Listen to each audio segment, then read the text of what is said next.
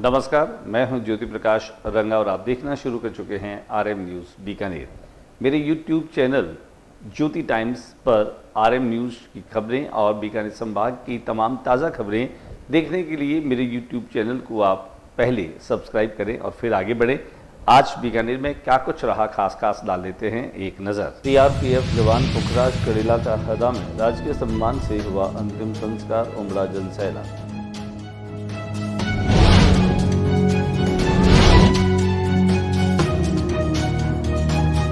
Loan करंस police ने पकड़े bike चोर, 2 आरोपी गिरफ्तार।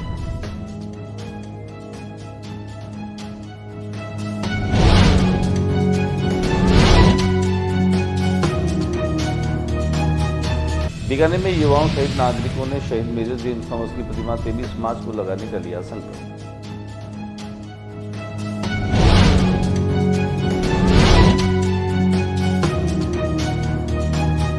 अनियंत्रित होकर ओवरलोड पिकअप पल की कार को लिया चपेट।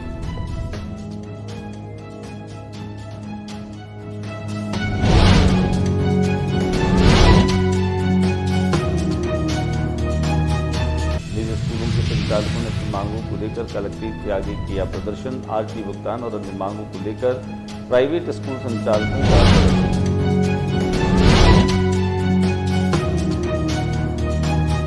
लक्ष्मीनाथ नवयुवक मंडल एवं मां सती माता भक्त मंडल द्वारा आयोजित होने वाली 1008 कन्या पूजन का आज पोस्टर विमोचन किया गया।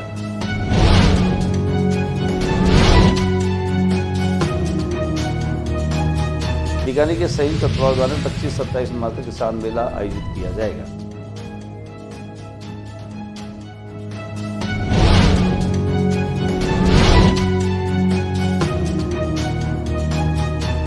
मार्च से 20 अप्रैल तक आंशिक नहरबंदी, उसके बाद होगी पूर्ण नहरबंदी।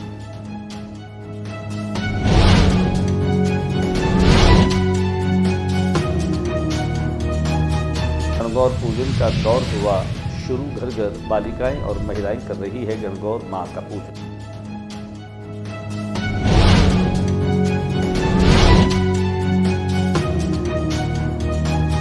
जिला कलेक्टर नम्रता बिश्नोई ने जिला उद्योग एवं वाणिज्य केंद्र द्वारा जय नारायण व्यास कॉलोनी स्थित ग्रामीण हाट में आयोजित अश्विन मेले का किया उद्घाटन।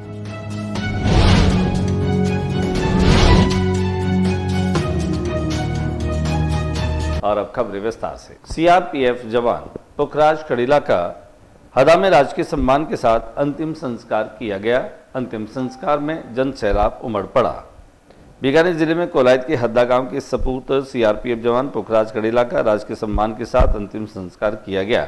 सीआरपीएफ की ओर से फायर कर दी गई सलामी। पुखराज को अंतिम विदाई देने हद्दा गांव में उमड़ा जनसैलाब। पूर्व मंत्री भवर सिंह भाटी, जिला प्रमुख मोडाराम बेगवाल, भाजपा नेता रविशंकर बेगवाल, भूप सिंह भाटी के अलावा स्थानीय नेता व गणमान्य नागरिक भी इसमें शामिल हुए। सभी ने नम आंखों के साथ में हद्दा के सपूत को अंतिम विदाई दी। दिखाते हैं आपको इसकी कुछ तस्वीरें।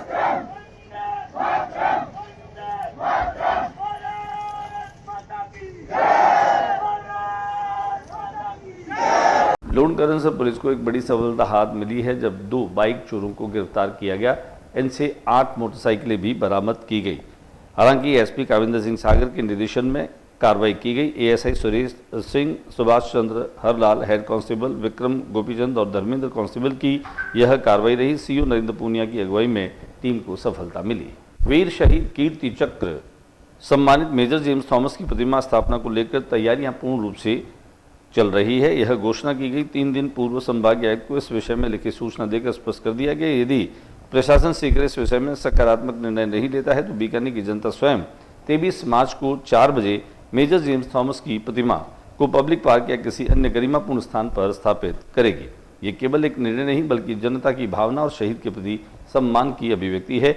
एक पत्रकार वार्ता के दौरान यह जानकारी जो इस प्रतिमा को लगाने वाले आयोजक हैं उन्होंने दी। आइए हम आपको दिखा देते हैं कि किस तरीके से कीर्ति सम्मान प्राप्त शहीद मेजर जेम्स थॉमस की प्रतिमा को लेकर लंबे समय से प्रयास चल रहे हैं और अब प्रशासन की स्वीकृति के बिना जो है वह इसे लगाने की तैयारियां भी लगातार चल रही है। हालांकि अभी 4 दिन का समय है और प्रशासन को ये बात बता दी गई है कि वे 23 मार्च को ये प्रतिमा लगाना चाहते हैं। अगर ऐसा नहीं हुआ तो दुर्भाग्य अब नहीं होने वाला। नहीं होता है तो आपका भी क्या 23 मार्च को पब्लिक पार्क हमारे पास स्थान है गंगा थिएटर जो है उसके और टैंक वाले पार्क के बीच में एक जगह है जहां पर भूमि पूजन पहले हो चुका है।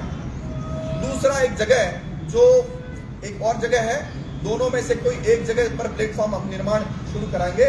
वो जगह हो सकती है चुनीलाल पार्क के पास एक जगह है, तो इन दोनों में से किसी एक जगह पर यह मूर्ति उस दिन जनता। कहने में सड़क दुर्घटनाएं रुकने का नाम नहीं ले रही, कहीं अनियंत्रित गाड़ियां आपस में टकरा रही है, कहीं ओवरटेक करने की वजह से तो कहीं कभी कोई जानवर के आ जाने की वजह से भी दुर्घटनाएं हो रही है। ऐसा ही मामला एक बार फिर से देखने को मिला। अनियंत्रित होकर ओवरलोड पिकअप पलटी और कार को अपनी चपेट में ले लिया। ओवरलोड वाहनों के कारण कई मरतबा हादसे होते हैं। ऐसा ही वीडियो आज फिर सामने आया जो कि नेशनल हाईवे पर कर्मी से तिराहे का है, जहां पर एक ओवरलोड पिकअप अनियंत्रित होकर पलट गए।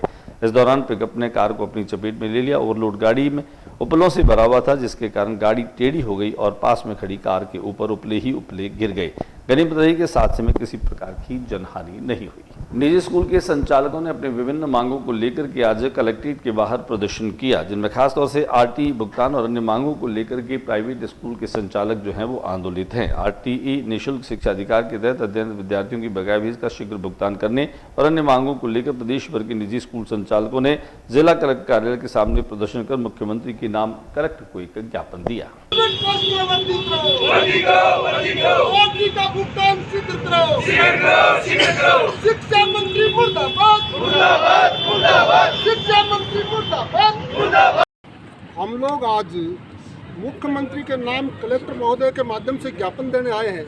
हमारी मांग है कि पिछले सत्र का आरटी में पढ़ने वाले विद्यार्थियों का भुगतान नहीं हुआ है, जो कि 31 मार्च तक हमेशा हो जाता है। अब तक इसकी प्रक्रिया शुरू नहीं हुई है। हम मांग करते हैं कि हमारा अतिशीघ्र भुगतान किया जाए। उसके साथ साथ दुनिया में सभी वस्तुओं और सेवाओं की कीमतों में लगातार वृद्धि हो रही है। श्री लक्ष्मीनाथ मंडल और मां सती बाता मंडल द्वारा आयोजित होने वाले 1008 कन्या पूजन का आज पोस्टर विमोचन किया गया।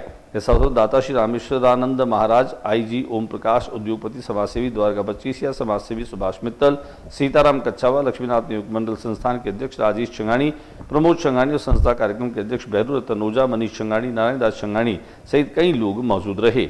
आमजन को लेकर दाता श्री रामेश्वरानंद ने लोगों से अपील की कि होने वाले आयोजन को सफल बनाने के हर व्यक्ति को आगे आने की जरूरत है। अपील के हर घर मोहल्ले में माता स्वरूप कन्याओं को लेकर पूजन करवाकर माता रानी का आशीर्वाद ले। पोस्ट की वोट के बारे में ये कहना चाहते हैं कि भगवान लक्ष्मीनाथ नवयुग मंडल के द्वारा, माँ सती माता भक्त मंडल के द्वारा लक्ष्मीनाथ जी घाटी में जो भांडासा जैन मंदिर है उसमें कन्याओं 1008 कन्याओं का जो ये भव्य कार्यक्रम काफी वर्षों से रह रहा है। हम अभी इस पोस्टर का विमोचन किया है। माननीय आईजी साहब मेरे साथ थे, अनेक गणमान्य लोग बीकानेर के विद्यमान साथ थे। हम चाहते, आप लोगों से निवेदन करना चाहते हैं कि ये जो कार्यक्रम है अपना एक अद्भुत कार्यक्रम है।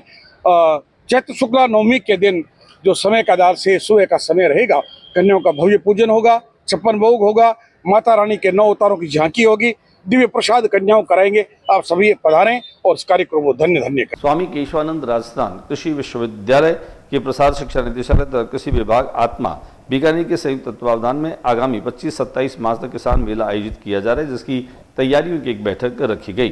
स्वामी केशवानंद राजस्थान कृषि विश्वविद्यालय के प्रसार शिक्षा निदेशालय के द्वारा आयोजित होने वाले इस मेले में खास तौर से अरुण कुमार जो कुलपति हैं उन्होंने जानकारी दी। उन्होंने बताया कि किसानों को खेती की आधुनिकतम तकनीक, प्रौद्योगिकी, नवाचारों और सरकार की विभिन्न योजनाओं की जानकारी देने के उद्देश्य से विश्वविद्यालय के स्टेडियम परिसर में यह मेला आयोजित किया जा रहा है। जिला कलेक्टर नम्रता वृष्टि ने जय नारायण व्यास कॉलोनी स्थित ग्रामीण हाट में हस्तशिल्प मेले का उद्घाटन किया। इस अवसर पर जिला कलेक्टर नम्रता वृष्टि ने कहा कि लोकल फॉर वोकल एवं आर्टिजन्स को प्रोत्साहित करने की यह पहल की गई है। महिला सशक्तिकरण की दिशा में यह मील का पत्थर साबित होगा।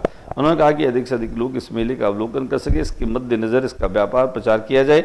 उन्होंने विभिन्न स्टॉल्स का अवलोकन किया और उनकी सराहना के इस दौरान विभिन्न औद्योगिक संघों के प्रतिनिधि भी मौजूद रहे। जिला उद्योग संघ वाणिज्य केंद्र की महाप्रबंधक मंजू नैन गोदारा ने बताया कि हस्तशिल्प मेले का मुख्य उद्देश्य स्थानीय कलाकारों और आर्टिजन को प्रोत्साहन देना है। दिखाते हैं आपको उद्घाटन की कुछ झलकियां। मौसम विभाग ने एक बार फिर से राजस्थान के अनेक जिलों में ओले और मेघ गर्जन के साथ वृष्टि होने का अनुमान और भविष्यवाणी की है।